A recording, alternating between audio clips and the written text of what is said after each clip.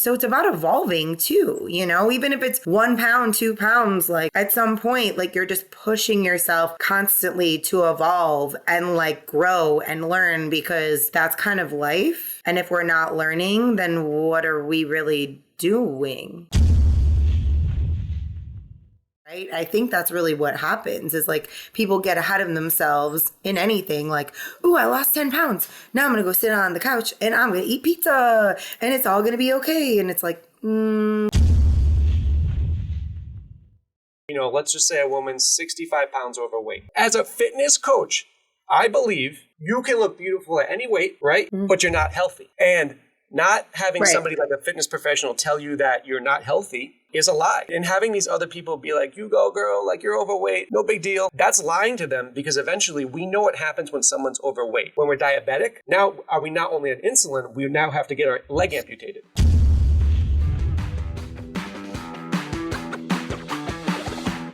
Hi, Reyna. So welcome to Becoming a Better You podcast. Dr. Marc here. So I'm excited. This is my first virtual podcast. And I couldn't think of a better person to have it besides you, because I didn't have any other ideas anyway. So you win. Well, thank you. From the bottom of the barrel. I appreciate that. Yeah, no problem. So just fill us in. So what do you do? How do you help people? Well, I own a women's health and wellness, nutrition and accountability studio, I will say. I help women shift their mindset, really. That's probably the biggest thing, because you can't make sustainable changes without those mindset shifts. So that would be my statement towards that. But I also help them feel more confident in their own skin. Do you think women today, more so than ever before, there's more pressure on them to look a certain way? They have more responsibilities. They have to compete with what they see on social media. Because listen, in the summer, you teach, I go home, it's 2:00. I go on Instagram or whatever, and I feel like everybody's on a yacht except me. And I get depressed, right? But I have to be everyone's on a yacht. But now with women, it's all the time, because you see all the filters, all the, women who have 6-pack abs, right? Mm-hmm. I don't see those women around in real life as much as I do on Instagram, Can you tell me about that as a woman? You can be, if you went to New York, maybe you would run into more models, right? Sure. But that's a whole phenomenon. So one of the things that I tell people is, if it makes you feel bad, don't watch it. Don't look at it. Because you should be looking at things that inspire you, right? And if somebody on a yacht, obviously that can inspire us to a degree, right? If we really want to have a yacht, but also that's not truthful, because people aren't going to air their dirty laundry. They're not going to be like, oh, well, I'm on this yacht, but unfortunately, in order to have this yacht, my husband died or something, we just don't know the true story and the full story ever. And yes, women predominantly, I would say more because we have now become part of the workforce too. So now we're part of the workforce, we're having the children, and people are when I speak to women constantly, I need to get my body back. I need to go back, right? Not forward, back. So we're constantly being compared to women in their 20s, and we're just, if you're not in your 20s, especially if you're in your 30s, 40s, older, you can't compare yourself to the 21-year-old version of you. That's just not even fair.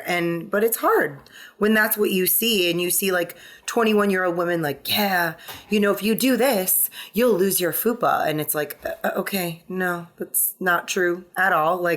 No. Yeah, so we talk to women all the time, and especially with me, if they're in their 40s, so the things I used to do back in my 20s, just to lose weight, I can't do that anymore. I have to do more stuff, which is why they seek out a fitness professional. Do you see that? Oh yeah. If you're going to do that, and this is where, I don't know how you feel, but I'm give me all your money. No, I'm just kidding. But really, if you're going to make, I feel the same way. Well, if you're going to make an investment, you see this. So the yacht, right? All the nice cars, people go out, they buy them, they take better care of that than they do their own body. We have one body. We have one body, we have one mind. Thus far, until we can we get to that part of the future where we can start swapping or whatever that may happen, you never know. We need to take care of the body that we live in and the mind that we live in. So I think number one, you should be investing in your health and wellness, and that's it. Quit trying to skirt around the situation, especially when you aren't 21, exactly what you just said. Oh, you could probably go do whatever, eat whatever you wanted, and then go work out in the gym and you'd feel fantastic. And it's that's just not it. That's not how we do things anymore.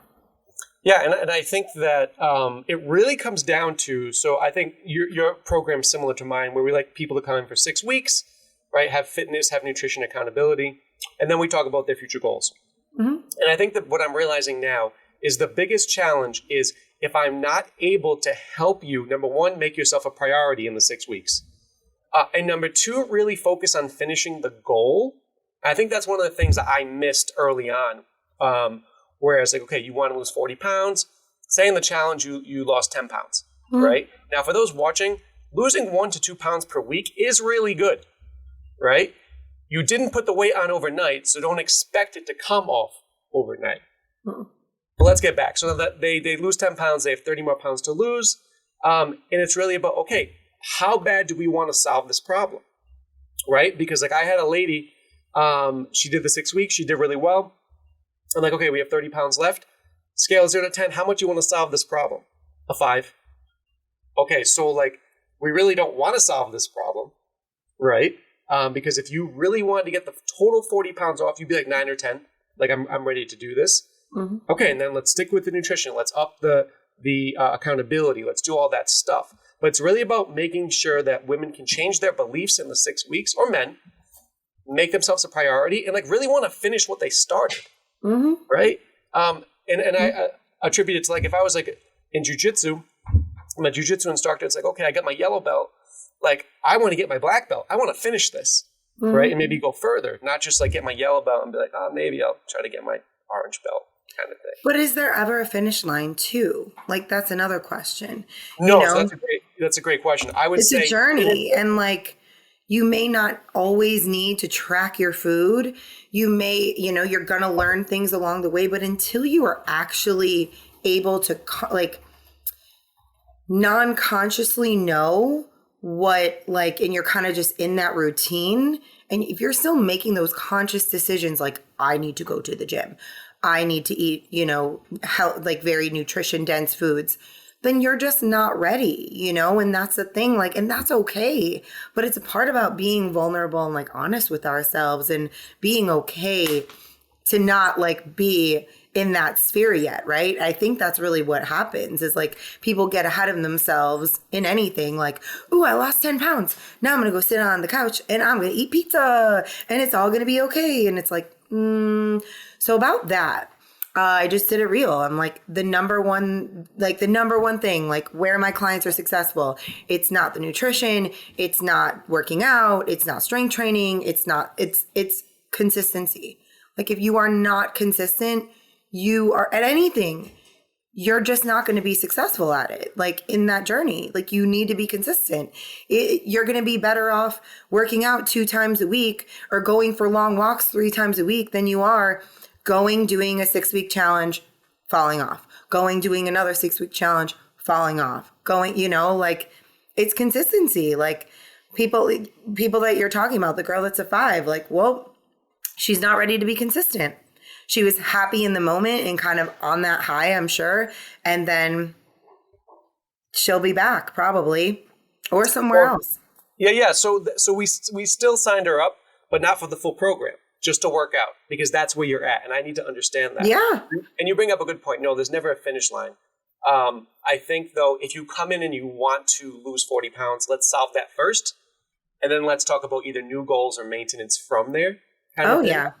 So as a fitness professional, how do you keep people consistent? Right? Because you hear all these excuses. I always like to say to my staff, if aliens came down and just kind of did a subset of what people told us, you would think the human population is going to die in about 3 days, right? Because it's my house is getting remodeling, my dog died, my car died, a rocket landed in my neighborhood, so I can't get out of my house. You know, you have all these excuses. Yep. You know, lady's supposed to start today. I hurt my knee. Right now, could she have? Of course. Do I know? I don't know, because people, you know, they get nervous, they get anxious. Mm-hmm. And I understand that. But like, how do you keep people consistent? I think holding space and being that safe space for them to a certain degree. So it's really finding that nuance of like, okay, when it's that push pull, right? Like, when do I sit here and I'm like, all right, my knee hurts. Okay, cool. Well, we're going to stay dialed into your nutrition, all those things. We'll get started tomorrow. Okay, then another excuse comes, right? Like, oh, well, I got to go take my daughter to blah, blah, blah. So we start seeing patterns. And when something becomes a pattern, we know that's consistent. And when that happens, that's when we have to step in and be like, okay, you know, can I be your coach, right? Sure. All right. Well, we see that this is happening. How are you doing? What's going on? How can we best help you? Because when you signed up for this and then you go through whatever it was that they told you they need to lose weight, they're uncomfortable in their own skin, they feel, you know, they don't feel good, naked, whatever it may be, you know, it could be a million things. You just have to go back to that. And at the end of the day, you can't make anybody do anything that they ultimately don't want to do.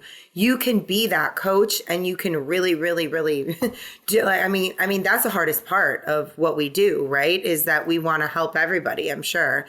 And I'm sure you feel similar, and you can't sometimes. Sometimes you're planting a seed and you're like, well, here we are.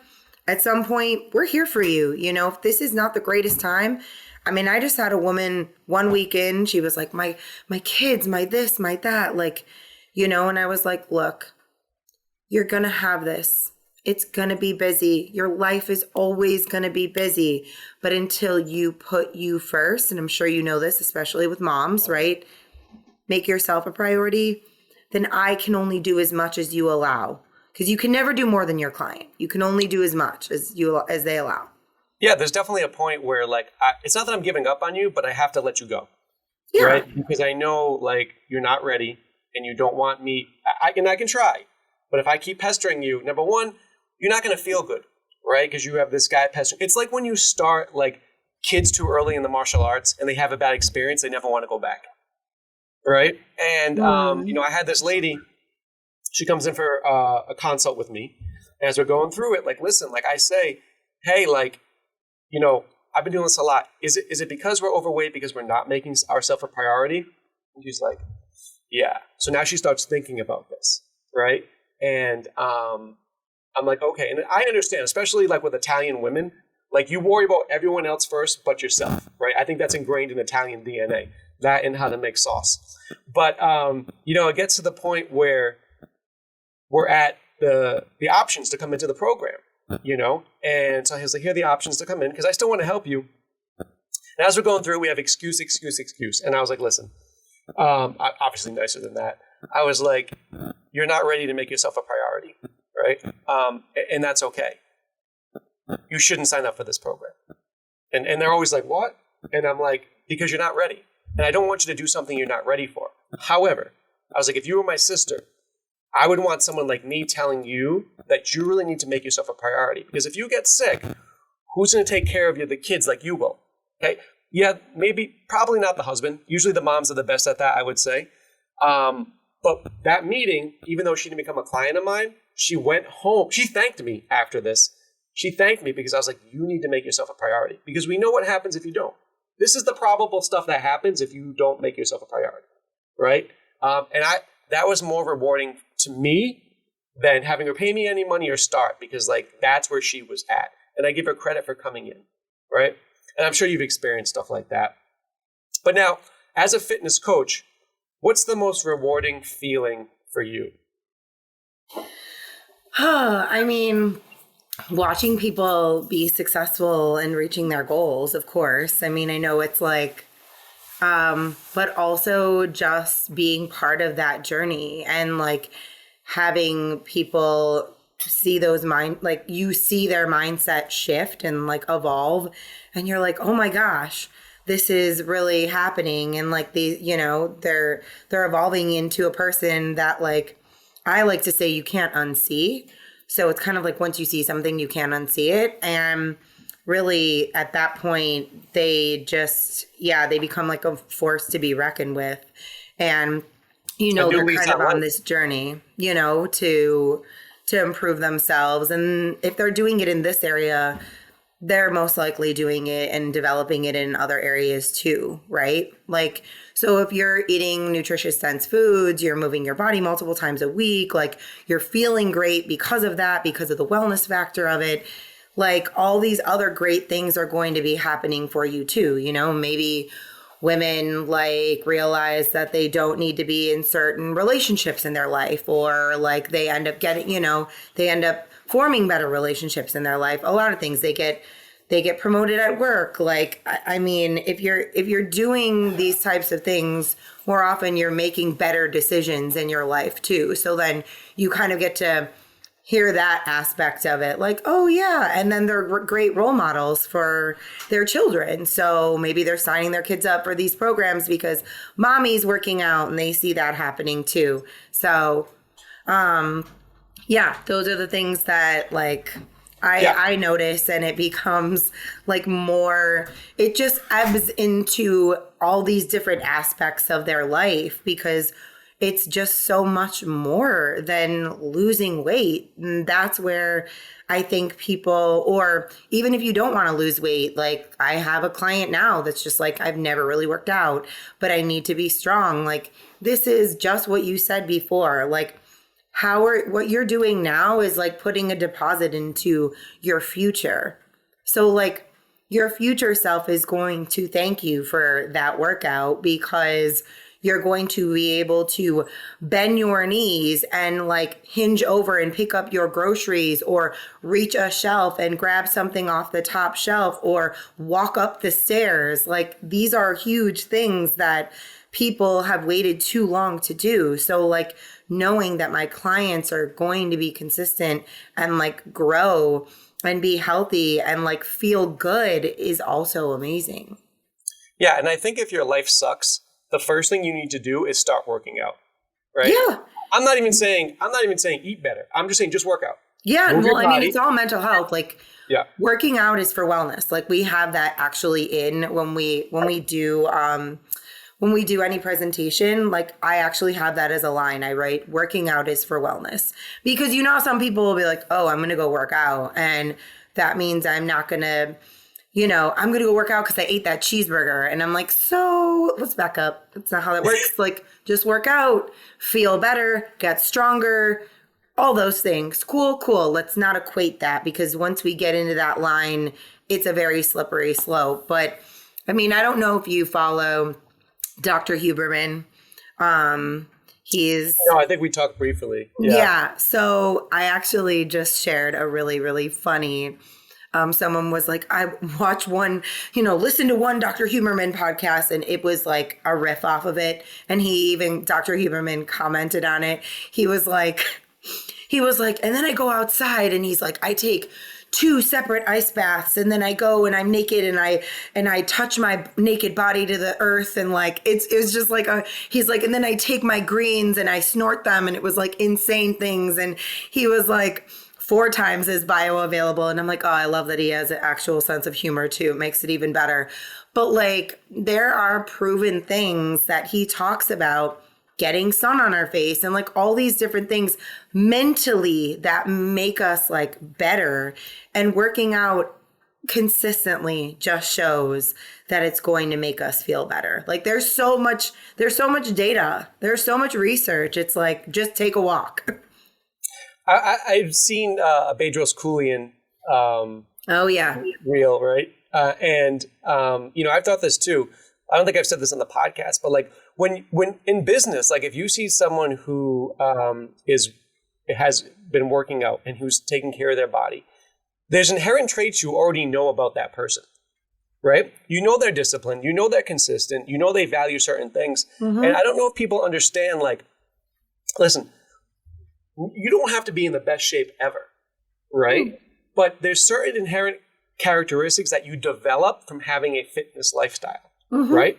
Because things that come easy to us, like we know, hey, not every workout's going to be a great workout, but I'm still going to show up. And I think that's the same with life, right? Like, man, some months we have a very slow month.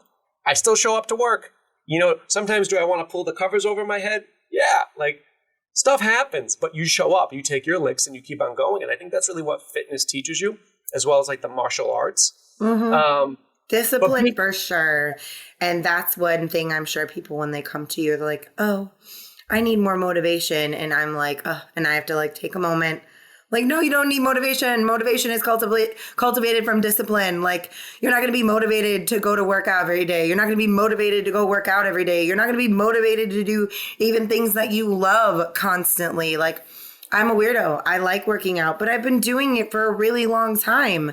So that's why. But it doesn't mean that I want to work out every single day and I'm like super excited about it. Like, I'm tired, I'm human, you know, but I just know how amazing I'm going to feel after that happens. And like, that's all worth it. So it comes back to that why too.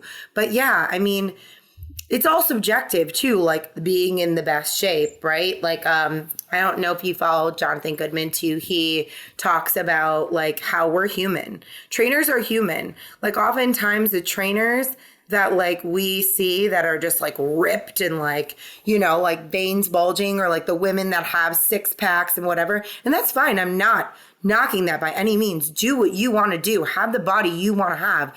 Overall, though, like, we are still human beings. Like, we still, you know, that whole like perfect body thing, like, that's not a reality. We're all anatomically different. And it's really about being consistent and feeling good in your own skin, and like just those things in general, and showing up. That consistency is huge, as well as evolving. So like, if I was still lifting 10-pound weights in my split squats, like, I'd be like, oh shit, Reyna, like, get it together, you know? Like, I get excited. I go to my partner and I'm like, what do you lift? You know, like, as a joke, because like, I legitimately, I mean, he definitely does, and he's way better at cardio than I am. So it's like, I've been lifting weights for a very, very long time, and he still lifts more than me by all means.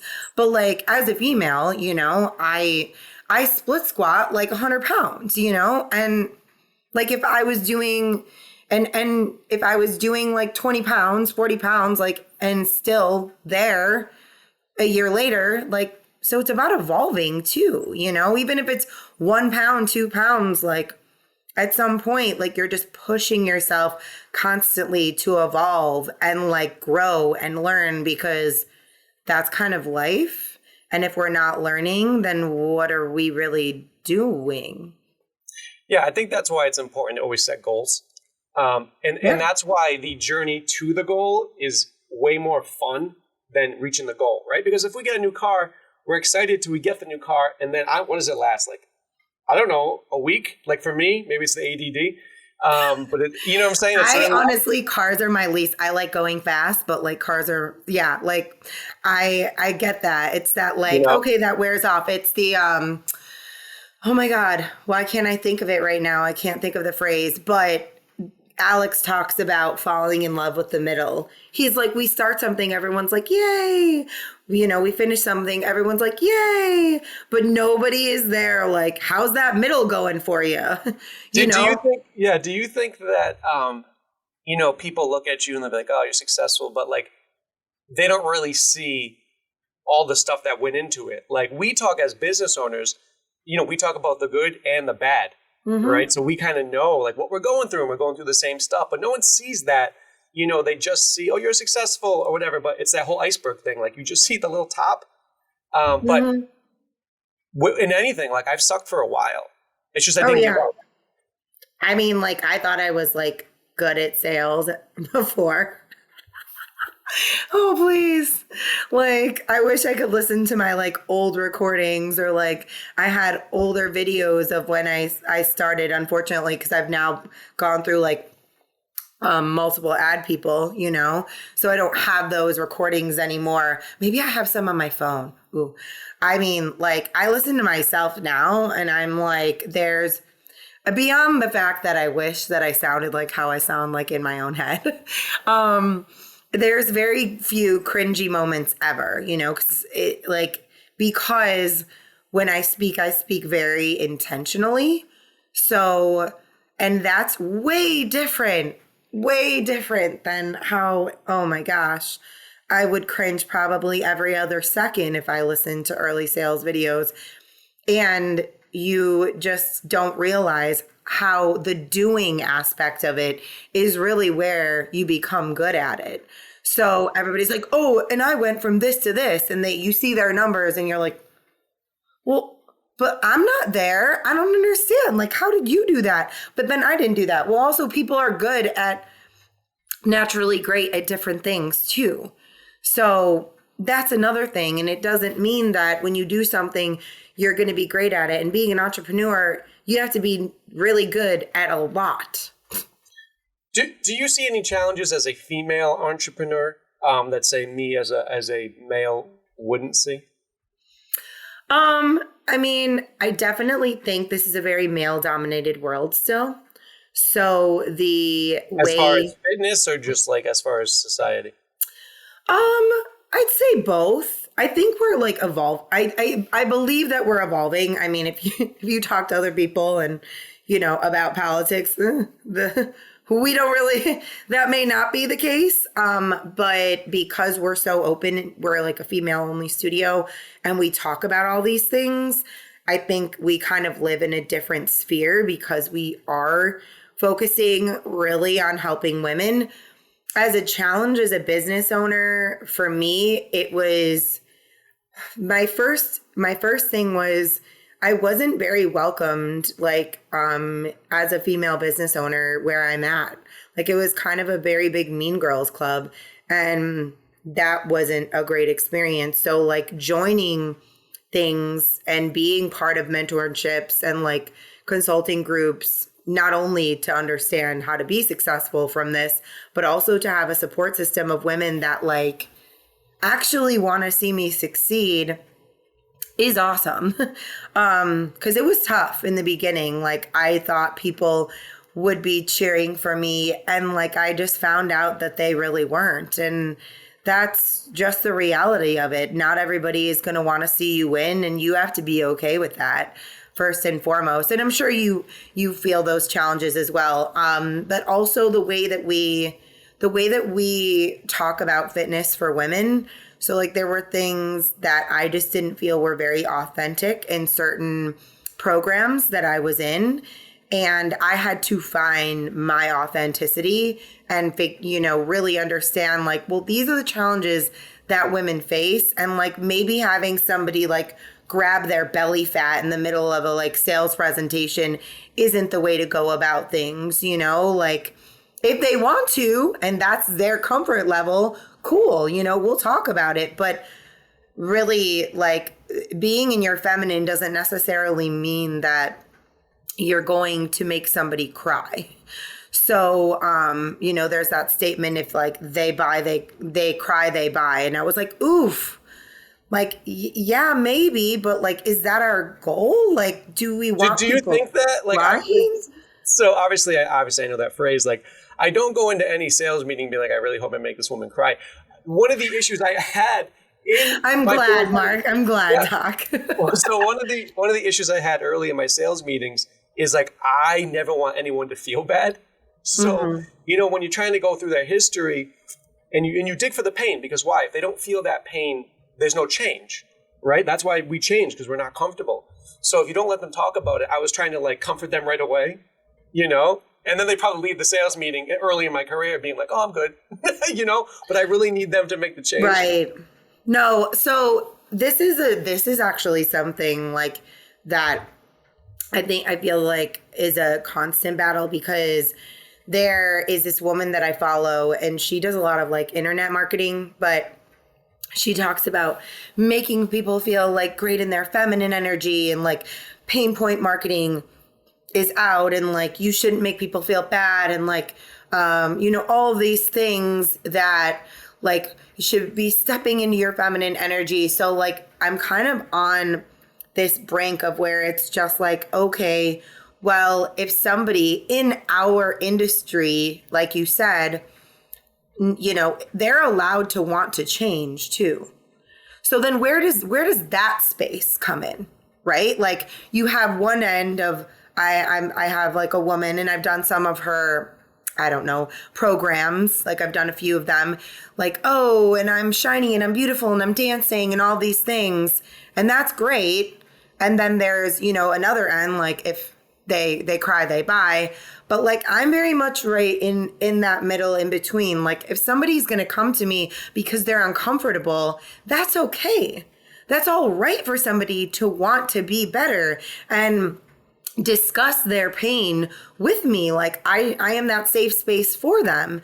And also like, and being that safe space, they get to maybe allow themselves, if they need to cry, then cry. So like, I just feel like it's kind of black or white, but really in the reality, we live in a gray world.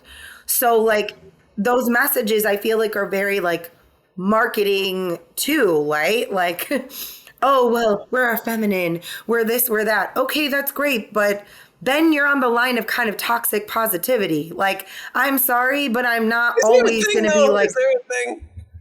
Oh, yeah, for sure. Like, you have to let people be genuine to who they are. Because, like, I'm not always rainbows, butterflies, and unicorns. Like, now I do think that you shouldn't always be like storms and like the world is ending either. But once again, I think that we live in a very gray area and how we market is very black and white. Do you think that the advice coming from, they buy, they cry, I'm assuming that's coming from a man? It's not. Okay, it's not coming from men. These are both women. Okay. Because I think, when we talk about like... and the woman it is, but I won't say it. But I mean, it won't matter. She talks about it in a reel, so it's not like she's not sharing it openly. Everything comes from perspectives, right? Mm-hmm. And I think, as a man, we're taught or biologically, like, we're just more harsh, where women are usually more intuitive, more emotional, right? Mm-hmm. And more emotionally intelligent. We'll say that. Yeah. But we have more emotions because there's a lot of reasons, but go on. Yeah, and biologically, there's a lot of reasons, right? Yeah. Well, like for sure. dudes, like, like I care about everybody, but like I can also be like, okay, let's move on, right? And I know I had some female coaches who would be like, oh, this, and this. And I see the difference between me and my male coaches and me and my female coaches. Mm-hmm. Not saying it's right or wrong, just kind of how maybe we're programmed. Yeah. Right? For sure. I think, yeah. But again, I think it comes down to being authentic and how you can deliver something.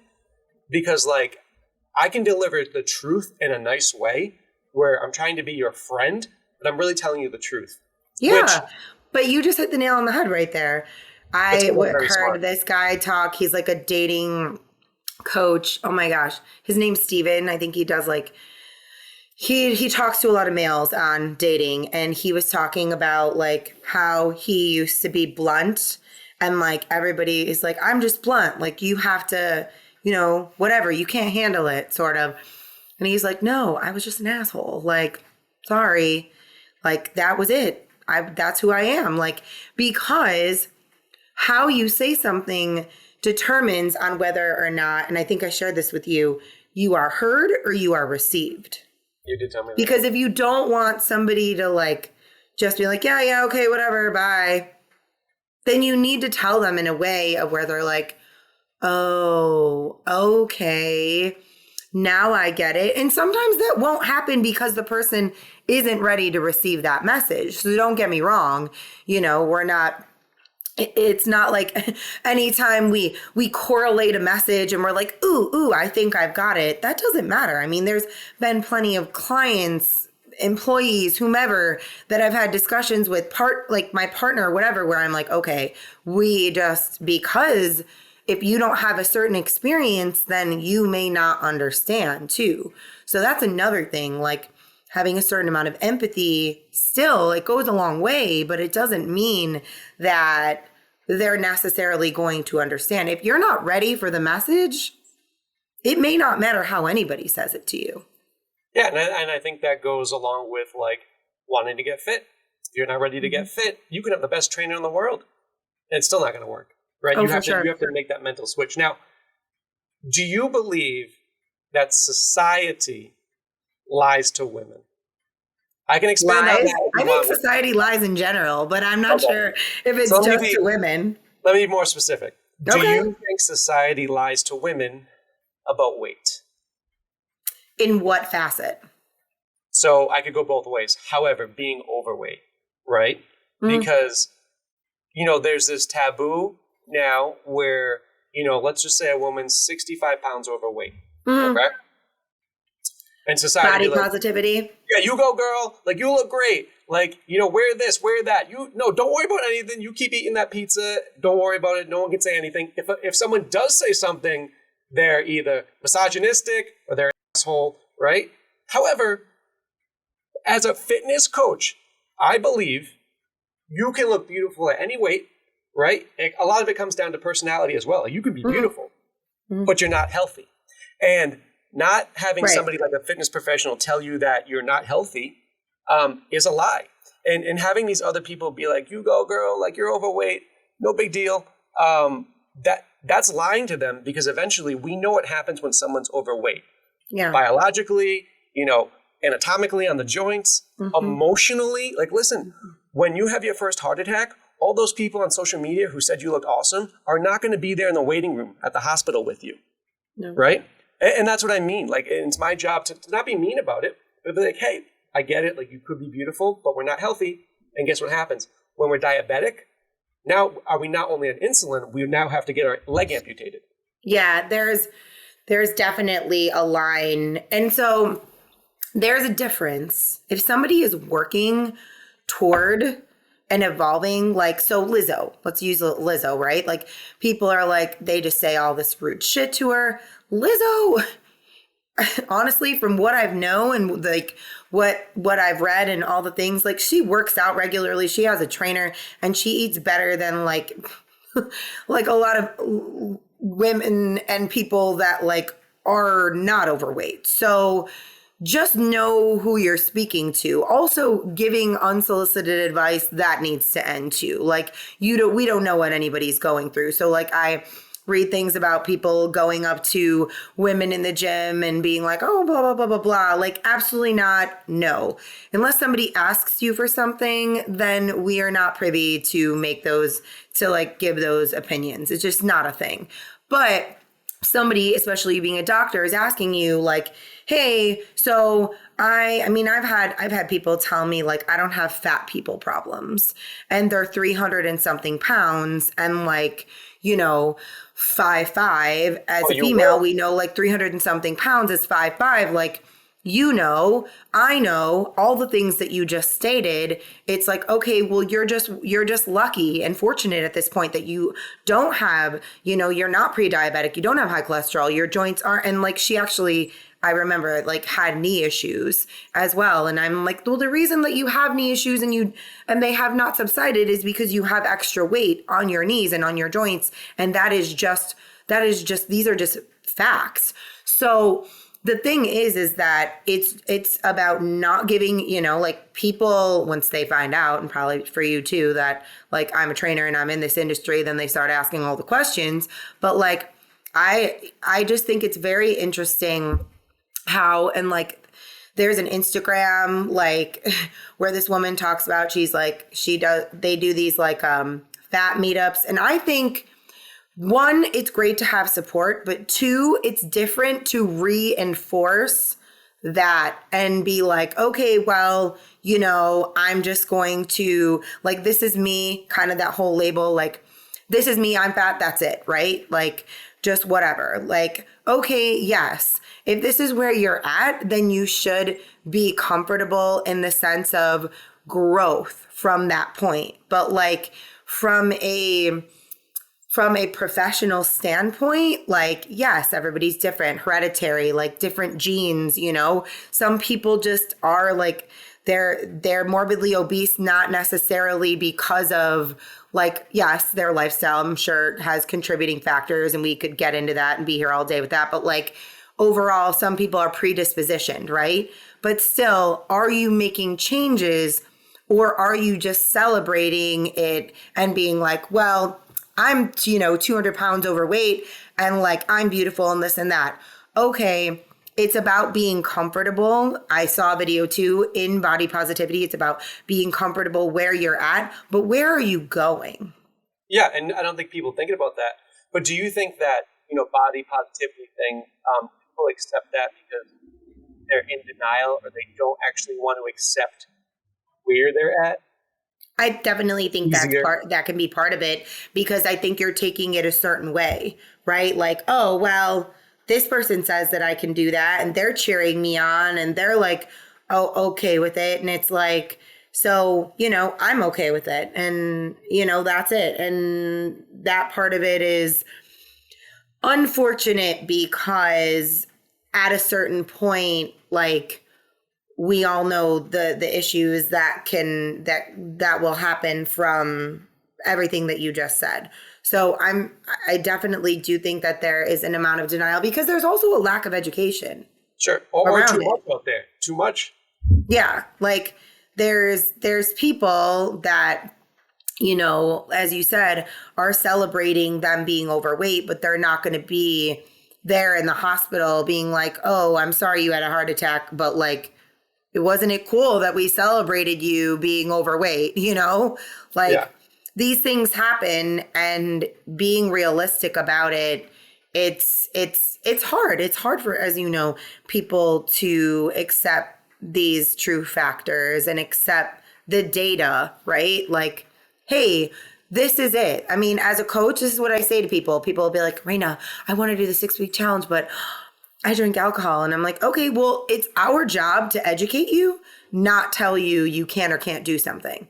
Right. And then when you have the awareness, you get to make the decisions for yourself. Because we all know alcohol is empty calories. Like, it's not doing anything for you. But like, am I going to judge somebody or tell somebody like, ooh, don't have that beer? No, but here's the education. I'm going to give this to you. You make the decisions that you need to make. And I think part of that comes with this like lack of education, as well as this like society where it's like, okay, yeah, there are people that I'm sure are fat phobic. Definitely not denying that. But also, like, we need to live in a world where it's okay to be like, hey, you know what? I am overweight. It's okay for me to want to seek help, and know that, I'm glad that people aren't, of course, making fun of me or anything on the internet, but also fully advocating for somebody to be in a state of where they could like have a heart attack or what, like that also is not good either. Yeah, and I think one of the big things that stops people from actually seeking out a program like us is, number one, they don't want to be made fun of, right? Oh, yeah. And number two, they're anxious about everything else, right? I mean, listen, I just had a lady quit, and I honestly believe she quit because she wasn't good at it right away, right? And again, you're not supposed to be. Like, this is why we help you. But again, in 6 weeks or whatever, like I can't always overcome how you've been thinking for 45 years in 6 weeks, right? It's the same with like physical therapy. You talk about the woman is 300 pounds. I'll give you a secret. There's nothing I can do as a doctor of physical therapy to help your knee pain when you're 300 pounds overweight, right? There's nothing I can do. Now, we've all heard it. Yeah, because listen, like you need to get rid of the weight. Right. And like for physical therapy, you can't just do the exercises with me in the clinic 2 or 3 times a week. Right. You have to do it on your own as well. Right. So it's that consistency. So it comes back to that word, right? Too. Yeah. But our bodies are made a certain way and we're not made out of titanium, you know? I mean, at some point we get some titanium parts, but to avoid that, Yeah. you want to be at a weight level or range, shall we say, that is able to support your joints. And that's just the reality that you're speaking of. Like, that's it. Like, you're not like, oh, I'm not trying to hate. I'm not trying to shame. Like, here's my job. I'm a doctor, right? You went to school for how many years for that? Like, you do how many, you do peer reviewed research. Like, this isn't just like some thing you're pulling out of your butt. Like, oh, well, so this is what I think. Like, we have science, and like, we need to also understand that science exists, and this is what you're talking about right now. Like, So you I didn't think come to this because of nothing, you know, like. So I think I think in society today, a lot of people want to believe that science and facts don't exist, and we can just make up our own facts on how things work. But Isn't that what politicians do all the time? I'm just kidding. listen, when we can talk about politicians, like you should legit want to do what's right for the people, and not just advance your career. But that's a whole nother conversation. Agreed. I mean, that's a whole different ball game, as well as like, really, it's kind of like when people talk about money and they're like, money's bad. And you're like, no, money in the wrong hands can be bad. But you put money in like a wonderful human's hands and so many amazing things can happen from it. So there you go. Yeah. And for you, so what do you see as like being as society today? I wanted to go with two questions, but let's go with this one first. What do you see is right with society and wrong with society, just from your viewpoint? I think we fixate on the wrong things. Oh, I like that. I think we focus. Like Instagram likes? Mm-hmm. I think we are very externally validated and not internally validated. And once you turn that to internal, and I know that because I've been that person. So I can speak from that experience. Like, you know, Reyna circa, I don't even know. It was over 5 years ago. Like, I can't even think about it, you know. I've had like boudoir photos taken. I'm like, not that I care, but you know, they call them thirst traps, right? I think I posted one today. It's also different. Like, I know I'm not single, but also even now, honestly, like, even if I were, it's just my mindset has shifted so much. I just don't give a crap. Like, when it comes to, like, I know what I want. I know what I need. I know what makes me feel good. I know what keeps me steady. I know what makes me passionate. Like, I just know these things so much about myself, and it's having that amount of self-awareness that I think a lot of others lack, like, because they allow other people to mold that for them. And that's where we end up with that unhappiness factor too. Like, and I'm not saying I don't give in to certain things at certain points. We're human. We're all human. We continuously make mistakes. We learn, right? If we don't, we'll make that mistake again. But what I inherently see wrong with society is like, why do you, and Alex talks about this, like, you're going to die. The queen was one of the most popular women. Like, people stood in line for hours. Like, famous people stood in line for hours to, like, say, like, oh, give respects to a queen that, like, I don't even know if they met her. Who knows? Whatever. But, okay, I'm not saying that I'm not important and you're not important. We are. We're important in what we do, but, like, we are, like, microcosms of, like, what this world is going to be. And so why do people care so much about what people think? Why do people care so much about, like, what other people are doing, especially famous people that they don't even know and they may never know? Why do people care so much about politics other than when it's going to serve you and, like, locally trying to evolve local things? I mean, I live in Chicago, like, it's the Windy City. In case anybody listening to that, no, it's not because it's windy. It's because it's shady AF. And I know that firsthand. The first time I was really affected by politics was during the pandemic, because we had a mayor and a governor that, like, People say they do things and they don't care. They care about themselves. They're very self-serving. And I'm not saying don't go out there and make this world a better place and be a great person. I'm actually saying the opposite. Like, do that, do that. But also you need to serve yourself first and care about and really tune in and be like, what matters to me? Because that's where the victim mindset comes in. That's where all the Instagram likes come from. That's where oh, I'm not going to do that because I heard on this that it's bad. And I'm not going to eat seed oils because this guy said this. And we're just so easily swayed. And we don't have our own mindset and we don't have our own what's it the inner, I don't want to say inner dialogue, but you have to have your own morals and values, and then then you can decipher, oh, is this person what I'm speaking to me? Are they really speaking something that connects with my values? Because if not, then you don't need to entertain it. So it's that moral compass. There you go. I'm that word will come to me. But I think that's really it is. We're searching so much externally ooh, that person's on a yacht. How do I have that? Well, is that really going to make you happy? Or are we missing something internally that maybe we could do?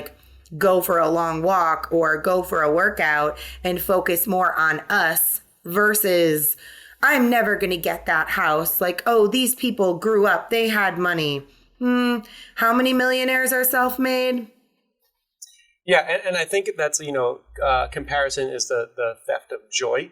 And Very much so. Yeah, and I think that's so easy to compare yourselves. Now, I can open my Instagram and see dudes who are doing way better than me, But are they? Because they probably have their own issues, too. Yeah, and you don't really know. So, an issue you may not have, they have. Yeah. I mean, some I don't have that issue, So, I think one of the crazy things now, what you see is everything's for Instagram likes and stuff like that. And it affects everybody, but I've seen women that I know who post or have stories multiple times a day. And they're, they the gym workout stuff like that. You would never know that they have a boyfriend. And I think that is the craziest thing. If I was your boyfriend, I would want to be on your Instagram. I would want people to know that you're my honey, let's say. That's such a cute word. It's so funny because, I was talking to this girl and I was like, oh, what are you doing this weekend? And we're friends. And she's like, oh, I'm going to this, I don't know, Keith Sweat concert or whatever. I was like, oh, that's cool. She's like, oh, my boyfriend got tickets. Keith Sweat, that's OG. So on Saturday, I was flipping through Instagram. I clicked on her story. It's just her. It's just her in an outfit, right? And I'm like, that's so interesting. The persona. And honestly, I wouldn't be comfortable with that either. And who knows if her partner is comfortable with that or if that's just something that he settles with. We don't know, right? But honestly, it's funny because you say that because I nipped that shit in the bud when I started dating my partner. He would do he was on Twitter, and he's honestly, the cutest thing about him is his innocence to a certain degree. He had a woman walk up to him in a grocery store who was totally trying to hit on him and get him into some really weird stuff, honestly. He's like, I didn't have a pineapple upside down in my cart. But for those of you that don't know on the podcast, that's swinging stuff, but whatever. So innocent, didn't even know he was she wants to network with me. And we were talking about real estate and I was she complimented you on your hair. You don't need to give a physical compliment to somebody if you're interested in networking with them. You talk about networking stuff and all signs pointed to weird and shady, right? But and we laugh about this, it's hilarious. But before he met me, he loves Twitter. Twitter's his social media platform. And he was doing something called, you'll appreciate this, Thoughty Thursday.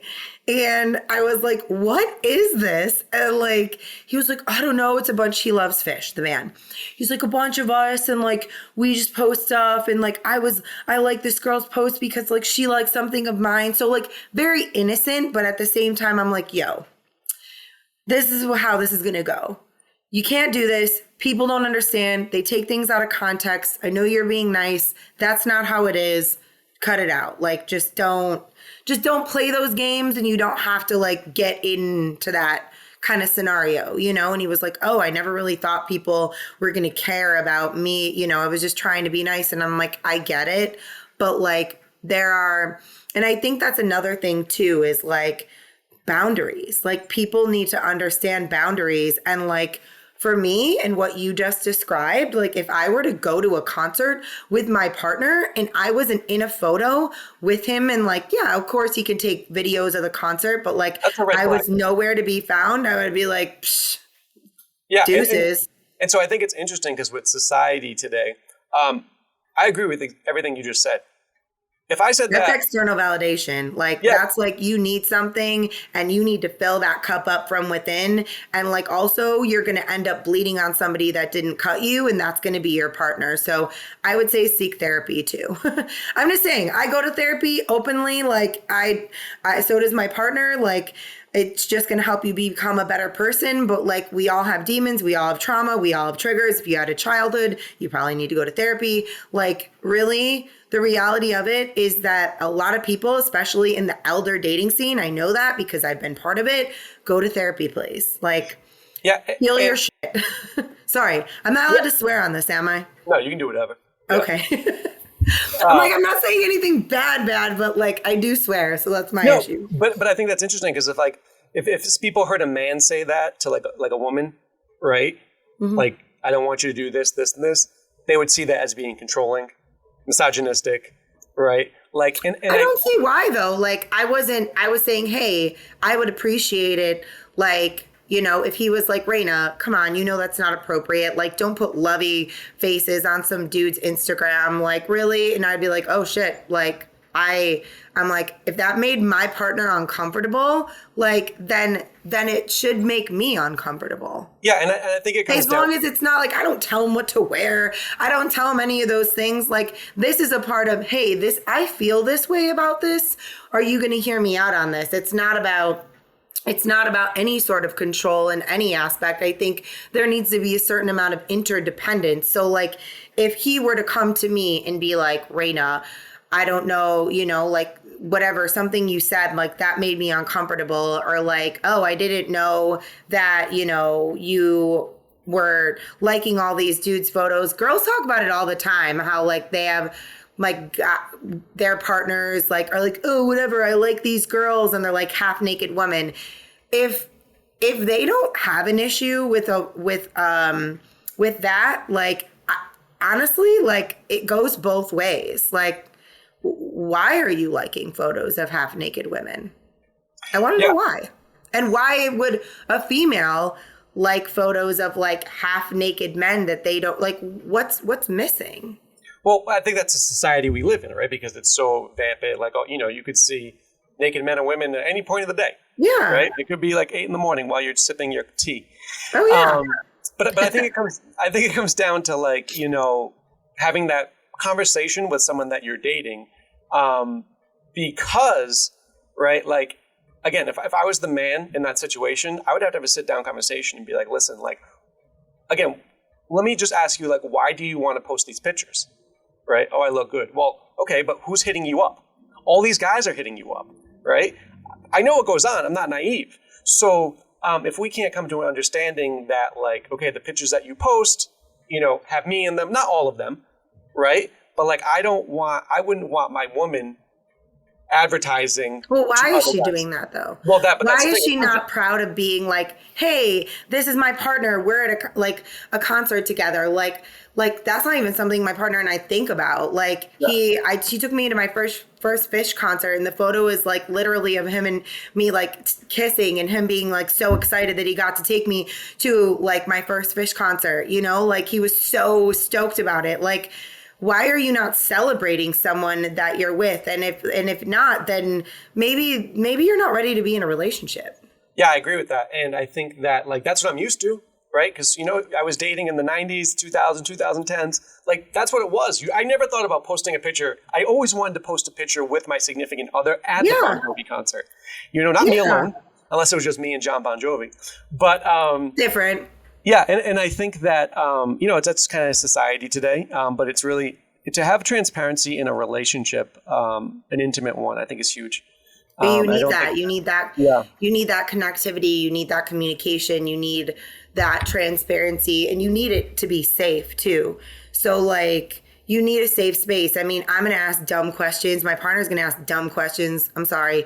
There are dumb questions for people that like, and it's fine, but they're in the sense of, and I'm not saying dumb, like, okay, you know, we don't know. We're going to ask questions that may be like, whatever to me, but like my partner didn't know. Right. And like, Let your guard down, you know? yeah, you need to be okay with somebody asking you that and being, but that's another thing. Like, men that I want to say probably 30 and over, unless you've done work, unless you've had these conversations, then there's a lot of a lack of emotional intelligence. And from what I've seen and what I know, like where these conversations didn't happen, and it comes from youth, it comes from being taught like you shouldn't show your emotions, you don't need to cry, man up, like that kind of nonsense. And it's like, no, you need to be able to be a human. You should be able to cry.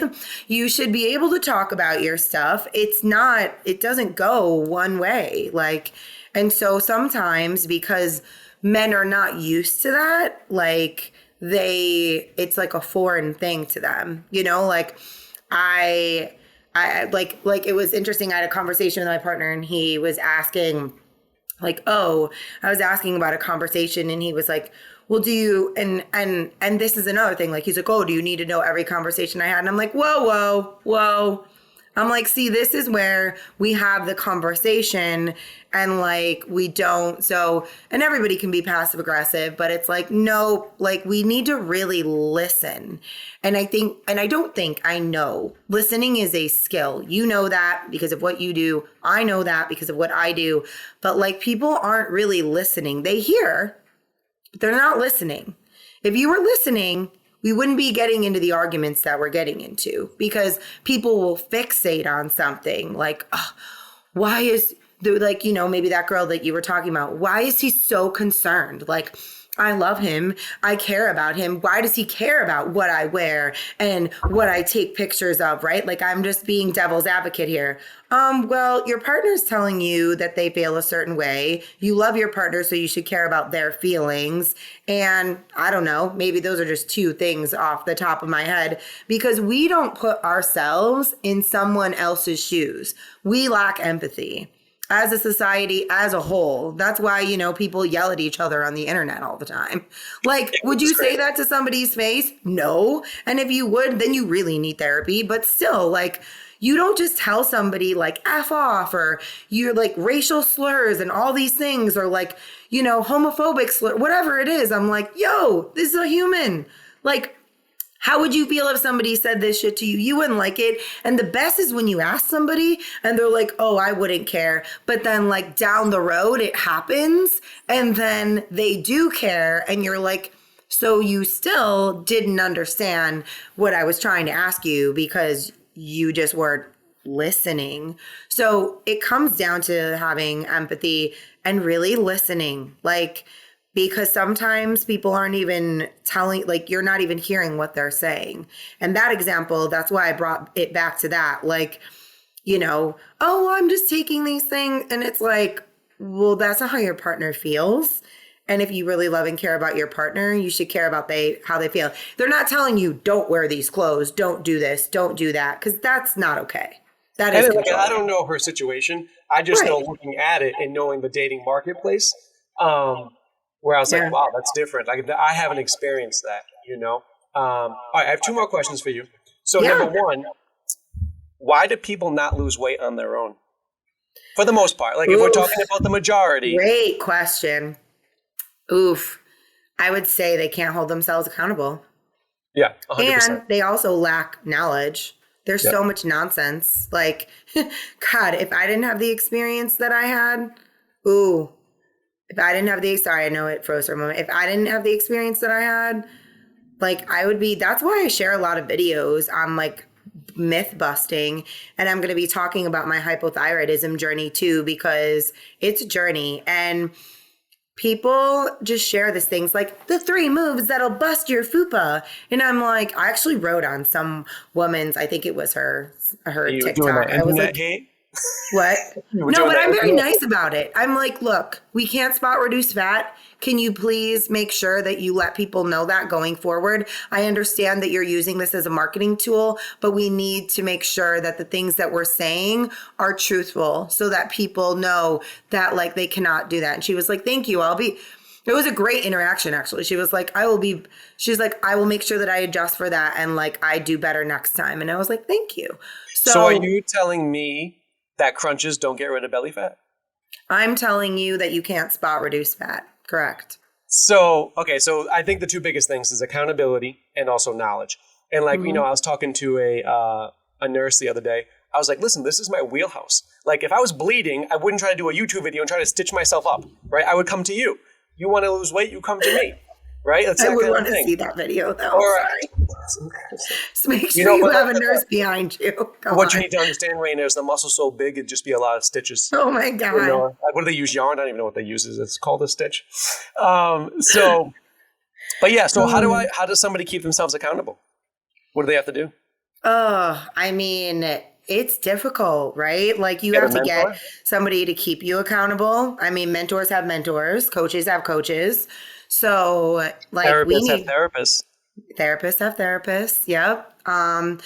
We all need help in certain areas and that's okay. And I think knowing that, that's what you have to be okay with. You just have to be okay with being like, I need help in this area, and this is why I'm going to make this investment. I've tried X, Y, and Z. I cannot do this. Whereas like, okay, people say time is money. That would be a whole nother conversation.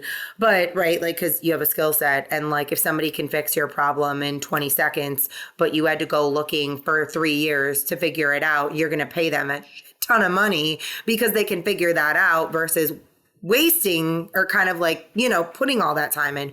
So that's what we do. We take time and we just collapse it because we're here. We know how to help you. We know how to make this work for you. That's it. We've just collapsed time for you and given you the tools so that you can be successful. So and like extended time because we extended your life. And now, exactly. So, which is why I'm like, I'll take anybody's money because I'm like, make that investment in yourself, right? And here's the whole thing too. We know this. They're going to spend the money anyway. Yep. Right? Let's say hypothetically. Without say pay it nice, pay it twice. So you can either invest in your health and wellness or you're going to end up paying for it on the back end, which is not fun. And also you're going to buy other stuff you don't need to try to make yourself feel happy because you're unhappy, you're overweight. Oh yeah. How many people have like weird random tools that they don't use, a Peloton that they don't use, an elliptical that they don't use, some piece of workout equipment that they don't use that they paid a good amount of money for? How many people have done like waist trainers and like liposuction and whatever, and it's like, what's the thing you can stand on and it just jiggles? You know, I don't know what that thing's called. You know, it's like around the thing, it just jiggles you. Oh yeah, I went to an antique store and I got on one and it was really funny. But like other than the picture, and it made everything jiggle. I was like, I'm gonna go with no on that because you just can't. That's the thing is there is no fast like quick and easy way. There is no shortcut. And I think that's what people, if there was one piece of knowledge that I had to share when people are watching all these weird videos, like I'm going to drink this coffee and I'm going to drop this weight, like there is no shortcut. If you are dropping like more than 1 to 2 pounds a week, then you're probably doing something that is not long-term. Yeah. And not again, probably, you are. Consistency. And I'd say if you want to be held accountable, you need to get a coach or a mentor to keep you accountable. Yep. It's the same reason why we pay a lot of money each month for coaching, for business coaching. Yep. If I didn't have somebody checking my stats every Friday, would I do them? Yeah, maybe for a little bit, but then if I'm not sending them anywhere, why would I do it? So if I'm working out, but I don't have anyone checking in with me or sending them my stats or my weight, you're just less likely to do it, you know? Okay, I mean, you just aren't. Like, I have like KPI reports. I have monthly reports. I like had to get really comfortable looking at all my numbers. And that's the same thing like from that aspect. Like you have to get comfortable being conscious of what goes in your mouth. You have to be conscious of the things that you output. Are you walking? Are you doing this? You have to be comfortable, because if you ignore it, it's just like, well, I can't ignore that, like, my rent is due every month. Like, it just is. So yeah, and I think that goes back full circle to the body positivity. If I'm 65 pounds overweight and I think I look great, I'm ignoring the real problem until it becomes too big where I can't ignore it. Right. You have people kind of like cheering you on. And it's like, don't get me wrong. I know that it's unfortunate that people are overweight and like have, horrible humans that are mean to them and like that make them feel uncomfortable. Like, that's not okay by any means. It's not. And I think we just need to stop with the like fat phobia nonsense. But we're talking about education as far as, okay, then we don't swing all the way to the other side and be like, well, I'm 65 pounds overweight and like I am fine just the way I am. Well, okay, yes, be comfortable in the set or be confident. But also, if you're evolving to be, a better you, that's a different story, like Lizzo is. So like, that's a different story. I think people are like, oh, well, Lizzo's this. And it's like, but she works hard and she's working hard. And like, that's different than you just being like, eating pizza and whatever it may be, like contributing to it, not allowing yourself to kind of move forward from that. There's a difference. Yeah. And so like, if someone's struggling and they're watching this, right? Mm. Either their life's just not where they want to be, or they're overweight, they don't know what to do, they're depressed. Like, what advice do you give them that you want to tell them right now? This is what they need to do. I would say, like, do something active, like, period. Just go take a walk. Like, just start walking. And I mean, that would be like mini steps. Start taking small steps. Like, don't try. It's not all or nothing. It's all or something, right? So don't try and like conquer the world in a week. I think that's where a lot of my clients have had, that mentality, and that's why they weren't successful in the past. I'm like, you can go take a walk. And then if you don't feel like taking a walk the next day, but you're mad at yourself, like, why? Just go take a walk. You don't have to wait for a certain time. It doesn't have to be Monday. It doesn't have to be January 1st. Like, we give these like weird time frames in our brain. Like, well, I'm going to eat this weekend and then I'm going to start my diet next week. And it's like, no, just start it. Just do it. Like, stop analyzing the perfect time to do it. Like, we just honestly, I would say, stop thinking about it and just take action. Just go. Yeah, I think that's a great point. One of the videos I made, I was playing a character called Michelangelo, and I was dressed as like a Renaissance guy. And the title of the video was "Never Start Tomorrow," right? Because like, if you have the idea, do it now, right? If you want to work out, just do something now, because you're not going to start tomorrow, right? Do it right now. But Reyna, no, this is awesome. How do people reach you? Because you do online training as well, or just for the Chicago nights? We do online. Because we have the amazing availability to have our online workouts. We have like over 700 workouts. We also use an app where they can have our workouts through there. We do the nutrition and accountability aspect. And then we are semi-private, specifically in Chicago. They can dial 911. I'm just kidding. Hey, now we're going to get complaints with the FCC. Please don't. You would find us at studiofitchicago.com. You can also find us on Insta at studiofitchicago. DM us, slide into our DMs. I'll take those DMs any day. It's actually how we've gotten clients too recently, is just looking at our Instagram and finding out that we're real and we help real people. So yeah, join our community, follow us, and, drop us a line, comment on the videos, tell me what you want me to talk about. If you want me to bring up any sort of issues or talk about anything that's going on, I'm happy to do it. As I said briefly, like, I have hypothyroidism, so it's something I'm going to be delving more into and talking about adrenal dysfunction and all those fun things that women deal with hormonally. So yeah, drop us a line, connect with us. We always love being connected. Yeah, and where do people find the thirst traps? No. Oh, sorry. I don't make those. I know. They'll go to what's your direct line, Dr. Marc Bochner? I mean, that's hilarious. Yeah. I mean, it was actually that moment though that I thought about it. I'm like, I don't post me and the thirst traps anymore. When you saw my thirst trap, did you see that arm? One of my friends is like, "Do you work anything else?" I go, "No, just my arms." Oh my gosh, you're like one of those guys where I know you're not, but like they walk around and then they have like the toothpicks for legs, but like they're all upper body. So the in-body said my legs are average, just so you know. Because like, listen, Reyna, no one's you because you have nice quads as a dude. Like that's not happening. It's really not. And you know it. That's why you're laughing. I mean, I can't help it. But I was a gymnast and a soccer player, and it's also part hereditary. My dad had like, people would be like, your dad has the biggest calves ever. And I'm like, they'd be like, how big are they? And I'm like, that's really weird. I don't know. Like, I don't measure my dad's calf muscles. Like, he doesn't even work out. He's like in his early 70s and like still has calf muscles. So, it's genetic, like that kind of thing. So genetics, people, that partakes into certain things as well.